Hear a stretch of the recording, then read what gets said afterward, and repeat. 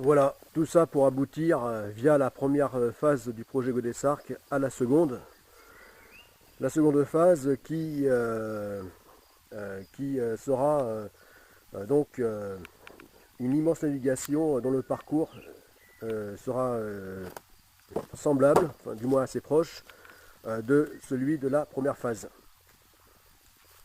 de la Stago.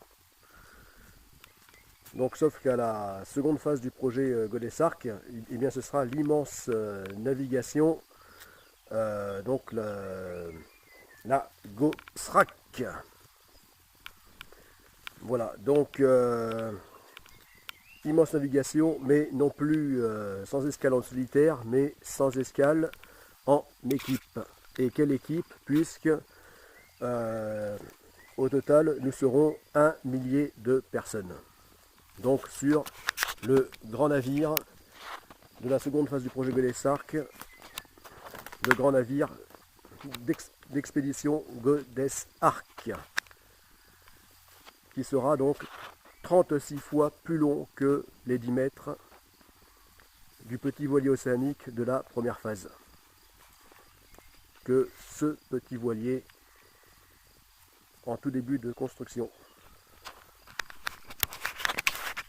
Voilà, donc nous serons 1 millier et pour faire donc accomplir une immense course pèlerinage autour du monde via l'océan global. Voilà, donc course qui sera en paddleboard et à la nage. Voilà, donc une course mais qui sera en fait tout autant sinon plus un pèlerinage planétaire, donc qu'une course, qu'une immense course internationale autour du monde. Voilà, donc bien, ça se fera donc sur Godessarc, qui servira de navire d'accompagnement, de navire base. Voilà, ou 2 navires, puisque Godessarc pourra se diviser en 2 navires distincts, chacun long de 180 mètres, donc 18 fois plus long que GA Pakicetus, et donc qui eux-mêmes, chacun d'eux, sont capables de se diviser en 4 navires, chacun long de 90 mètres. Voilà, mais là ça sera pour donc les navigations côtières.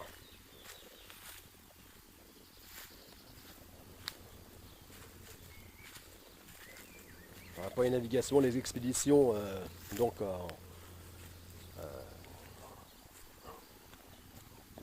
plus dans les terres. Voilà.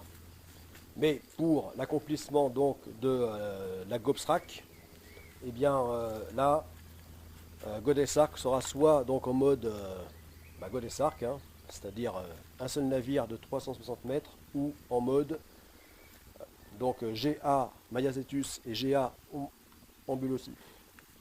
Ambulocetus, donc chacun long de 180 mètres, et embarquant donc chacun un demi-millier de personnes. Voilà, donc tous ces efforts pour,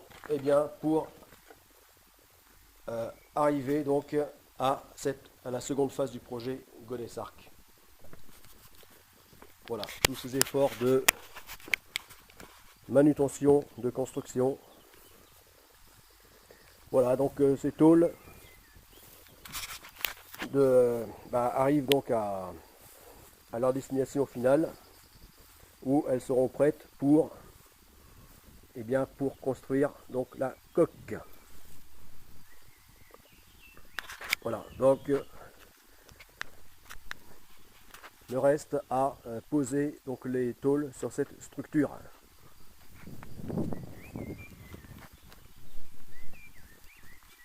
Voilà. Seulement là, je vais devoir, comme j'ai déjà expliqué, démonter cette structure, l'avancer d'1 mètre vers l'avant et la remonter à l'endroit, puisque finalement la coque sera construite, le voilier sera construit à l'endroit. Parce que là, comme vous pouvez le voir, la coque est à l'envers. Comme ça se fait en général pour les petits voiliers et petits navires, puisque le plus souvent on les construit à l'envers. Mais là, pour des raisons que je ne vais pas développer ici, j'opte finalement pour poursuivre la construction en remontant la coque à l'endroit. Voilà. Donc là, c'est des tôles de 100 kg. Donc reste il me reste maintenant à apporter donc les autres de 100 kg, et parce que là ça n'est que la première, et puis de 150 kg. Voilà, là ça va être autre chose.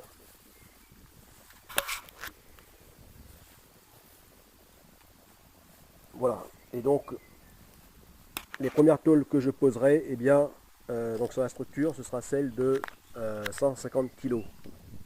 Voilà, c'est-à-dire les tôles les plus épaisses. Donc épaisse de 6 mm. Voilà, que je poserai sur le fond. Voilà, le fond de la coque que l'on voit ici. Là, le fond plat. Et comme je mettrai cette structure à l'endroit, eh bien, le fond que voici se trouvera ici. Voilà, donc je commencerai par poser ces tôles ici.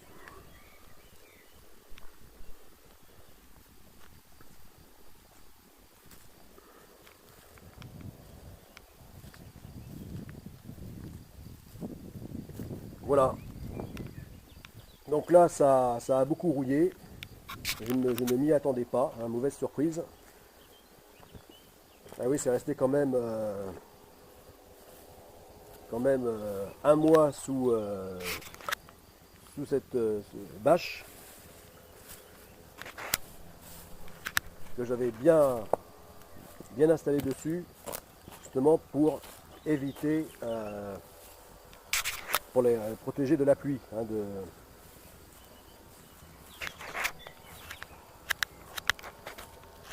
Voilà. Chose que j'ai bien faite parce que il s'est mis à beaucoup pleuvoir. Seulement, ce dont je ne m'y attendais pas, c'est que, alors que la bâche est étanche, hein, puisqu'elle est, elle est neuve, hein, il n'y a pas de trou, et bien c'est de trouver carrément une couche d'eau entre la bâche et la tôle qui se trouvait donc dessus, la dernière tôle. Voilà. Donc là, ça a séché. Et ça a séché parce que avec le soleil rayonnant sur l'acier, eh bien l'eau s'évapore vite, hein, quand le métal chauffe. Et là reste la rouille. Voilà, donc c'est précisément ce que je voulais éviter. Je n'aurais pas mis de bâche, que le résultat aurait été moins pire. Voilà, donc bon, je pense que ce phénomène est dû, hein, la bâche étant étanche, ne peut être dû que par condensation. Voilà, un petit peu à la manière d'un couvercle de casserole.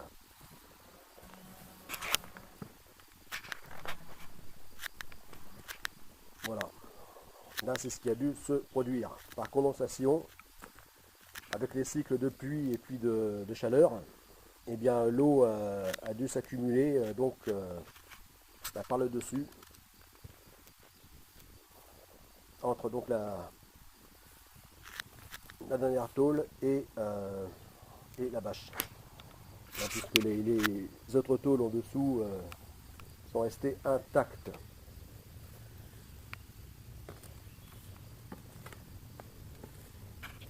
Voilà, donc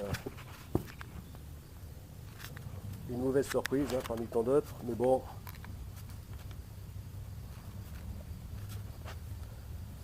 Là, ça m'ennuie, mais ce n'est pas si grave.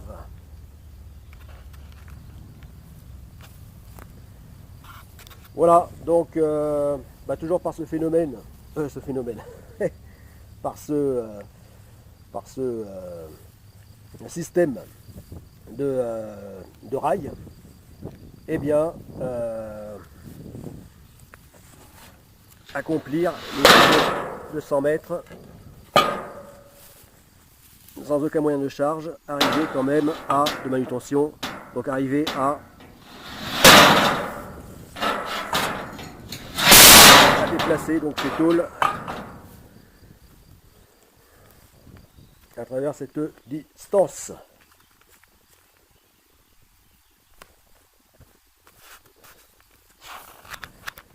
Bon, et bien voilà.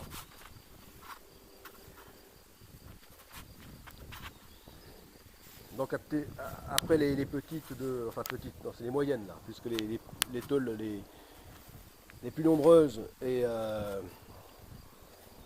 donc sont les petites de 50 kg, épaisses de 3 mm, donc qui vont constituer la majeure partie de la coque et du pont. Voilà, ensuite les coques, les tôles donc d'épaisseur intermédiaire, c'est-à-dire 4 mm, qui vont servir à constituer les renforts de la coque et pont. Puis les plus lourdes, 150 kg, donc épaisses de 6, qui elles vont constituer le fond de la coque. Voilà, épaisse parce que là il s'agit donc de le construire en version dériveur intégral, et donc qui aura vocation à se poser, à s'échouer. Voilà, à se poser directement sur le fond. Et pour ça, eh bien, il faut que le fond de la coque soit blindé. Voilà, pour pouvoir s'échouer à peu près n'importe où, sans souci. Voilà. Sans souci pour l'intégrité de la coque. Voilà, donc il n'y a plus qu'à. Il n'y a plus qu'à Faucon. Voilà.